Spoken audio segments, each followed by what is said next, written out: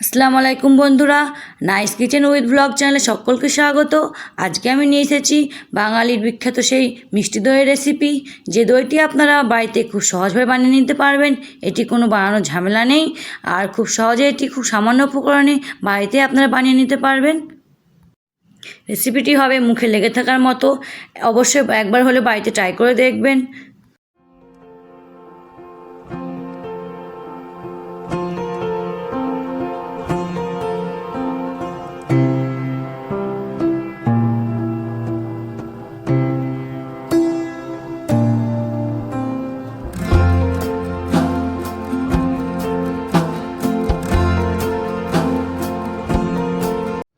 তাহলে আজকে মজাদার রেসিপিটি বানিয়ে দেখানো যাক আপনাদের।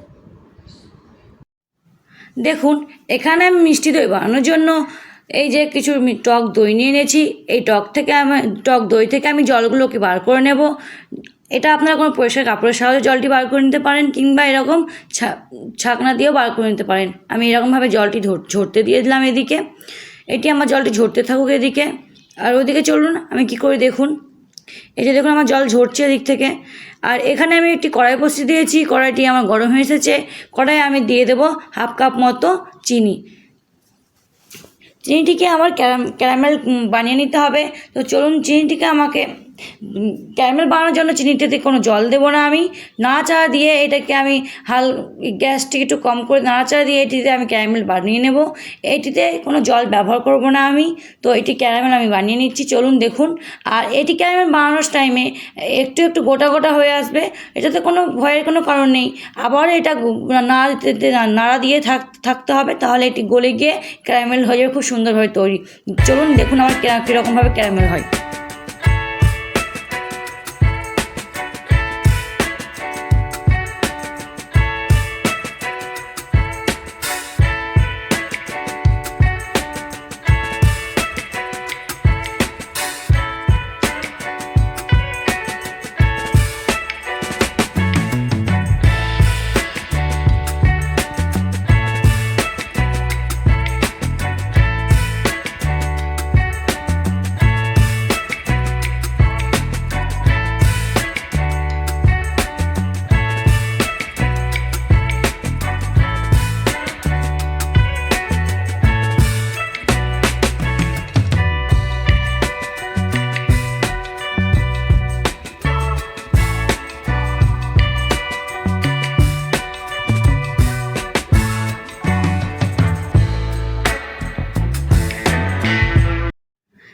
দেখুন, আপনারা দেখতে পেলেন আমার কত সুন্দরভাবে এখানে ক্যারামেল তৈরি হয়ে গেল।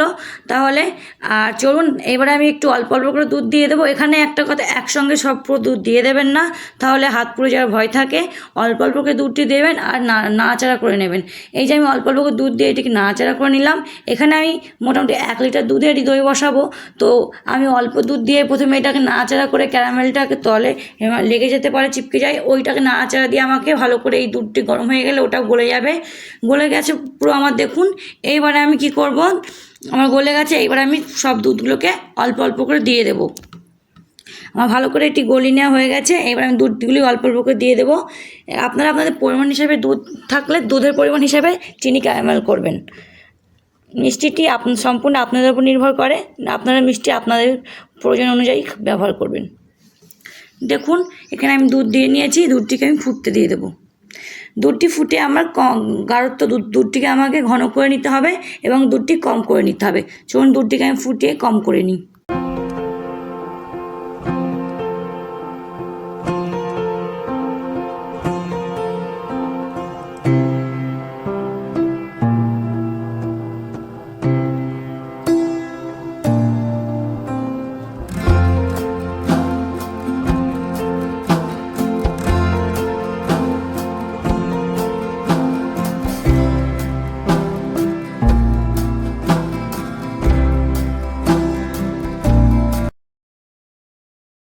দেখুন, দুধটি আমার কম হয়ে গেছে, ঘন হয়ে গেছে অনেকটি। এবারে দুধে আমি প্রয়োজন মতো স্বাদ অনুযায়ী চিনি ব্যবহার করব। আপনারা আপনাদের স্বাদ অনুযায়ী চিনি ব্যবহার করবেন। এখানে আমি আবারও এটিকে নাড়াচাড়া দিয়ে চিনিটিকে গলিয়ে নেব।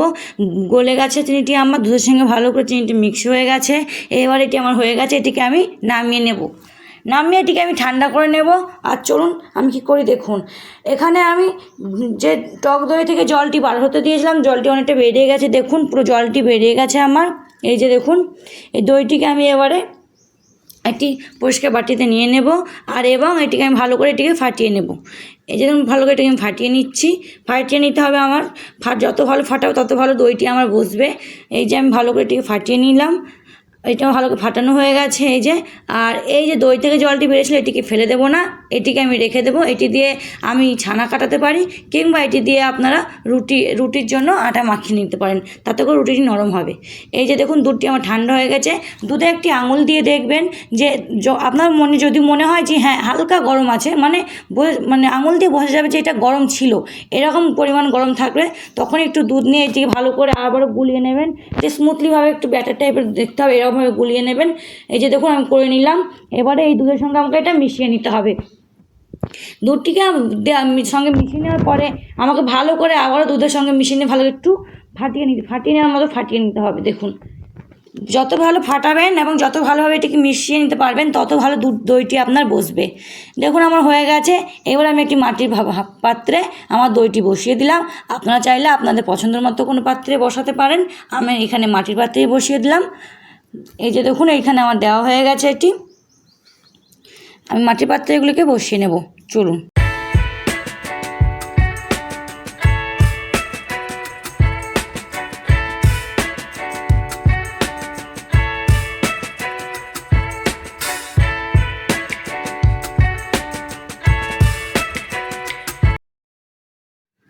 দই মেশানো দুধটিকে আমার দেওয়া হয়ে গেছে। দুটি মাটির পাত্রে আমি বসিয়ে নিয়েছি। 7 থেকে 10 ঘন্টা মতো আমি এগুলোকে নর্মাল রুম টেম্পারেচারে রেখে দেবো। তারপর আমি ফিরে আসছি, চলুন। দেখুন আমি 7 থেকে 10 ঘন্টা পর ফিরে এসেছি এবং দইগুলি আমার কত সুন্দর বসেছে। দই থেকে কোনো জল বার হয়নি। জল না বার হওয়ার একটি কারণ, আমি প্রথমেই টক দই থেকে জলটিকে ভালোভাবে ঝরিয়ে নিয়েছিলাম। এই যে দেখুন কত সুন্দর আমার দইগুলি বসেছে। আমি এই যে দেখুন আমি এই পাত্রটিকে পুরো আমি উল্টো করে দিচ্ছি, তবুও আমার দইটি পড়বে না, একদম সুন্দরভাবে বসেছে এটি। ভিডিওটি ভালো লাগলে আমার চ্যানেলটি সাবস্ক্রাইব করবেন এবং অন্যদের সঙ্গে শেয়ার করবেন এবং কমেন্ট করবেন। সকলে সুস্থ থাকবেন, ভালো থাকবেন। গরমে এই রেসিপিটি একবার হলেও ট্রাই করবেন। সকলকে খোদা হাফেজ।